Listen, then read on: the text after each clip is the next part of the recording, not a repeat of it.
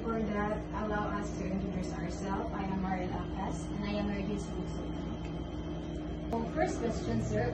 What inspired you to start your own tour and travel business, and how did it all begin? So we started our business last 2022, and before starting the business, we were really fun. We love to travel, so we've been to Cebu, Mindanao, and hopefully all around the world. So yeah. So second question, sir. What challenges did you face when establishing your business, and how did you overcome them? The first challenge we had was our financial. Because before starting this business, you need a capital of maybe 300,000 for starters. So yeah, that was our main problem. The way we overcome it is we advertised it. We advertise our products. We advertised our traveling tours so that we can accommodate a lot of clients. So thank God, clients came fast. From the first 2 months of our business, we got 20 clients to start with. So it was a great way of overcoming our financial problem. The third question, sir, is how do you ensure the quality and satisfactions of your clients' travel experiences?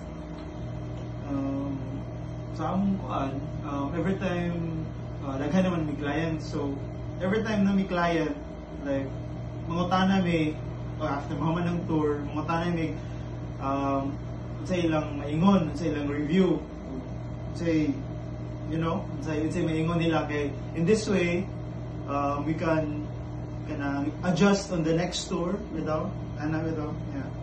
We also do ako lang sa after every tour magama ako SWOT analysis, familiar na mag SWOT analysis. So mo na siya, and keep on improving each client at a time. So the fourth question is, what trends have you observed in the tourism industry recently, and how has your business adapted to them? So trends, no? So ang trend yun karon sa tourist kay kanang kuan man gud mga tao karon kay hilig ng mga Instagram, Facebook, TikTok.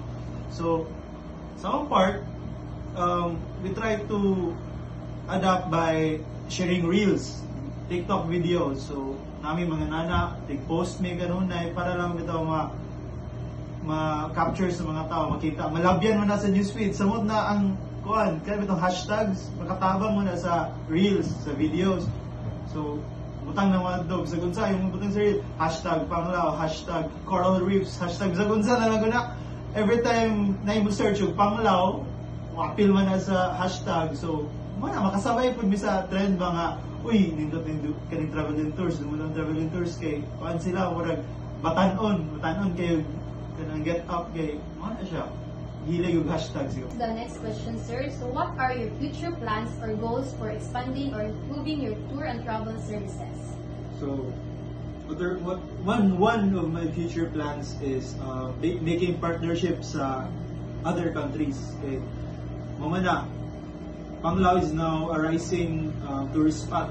So nakabantay mo, Panglao number 8 naman siguro sa the go-to places sa Philippines. Okay. Wala na, white sand and all. So by expanding my travel and tour services, I would want to make partnerships with each country na pili na akong dali na matawagan. For example, Korea. Kabantay mo mga Koreans may daghan diri sa airport ng tourist. So, that's one of my plans.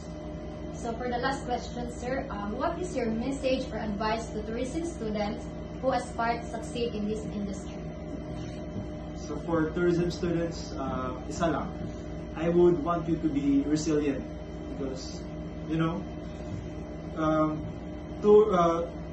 traveling tours are kanang are very a competitive area. So di lang kay ako'y traveling tour daghan gid mi. Bisag asa na gina so wala na.